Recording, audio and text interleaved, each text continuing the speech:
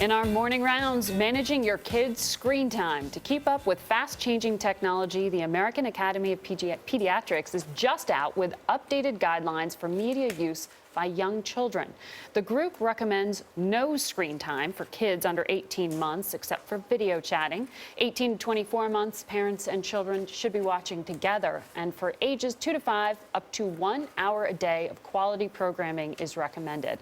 Our Dr. Tara Narula is here. Good morning. Good morning. Now, people worry about parking their kids in front of screens, but what does this actually do health-wise? Well, the important message is that this is everywhere. And so if your kids are not being exposed to it at home, they're getting it on the bus or in the playground. And what pediatricians are telling us is that it's essential that we find balance, because there can be positive and negative effects to media. They want us as parents to be media mentors, as they put it, where we really teach kids to use media as a tool to create, to connect, and to learn. What they don't want is for too much media to displace the important jobs of being a child. What are the jobs? Hands-on unstructured play, socialization, and sleep.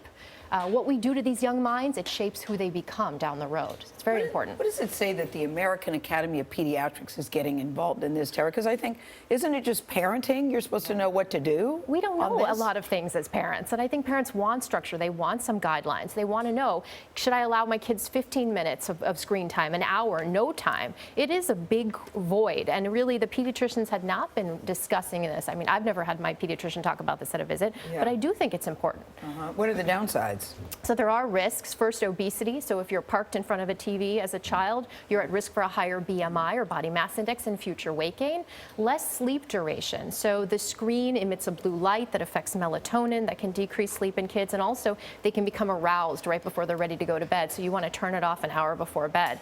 And then child development. So if they're, again, parked in front of a screen and not interacting with you or their caregiver, they're at risk for speech delays, cognitive delays, emotional delays. And one other thing that parents do very often is to give their kid an iPad or an iPhone to calm them down.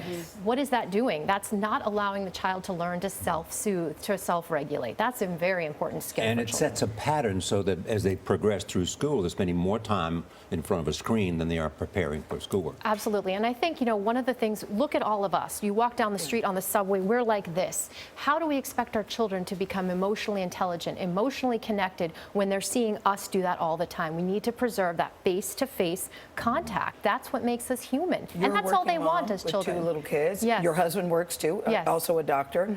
Are these guidelines realistic for busy people? I think they are. I think that they're guidelines. It's not a one-size-fits-all. We're not perfect.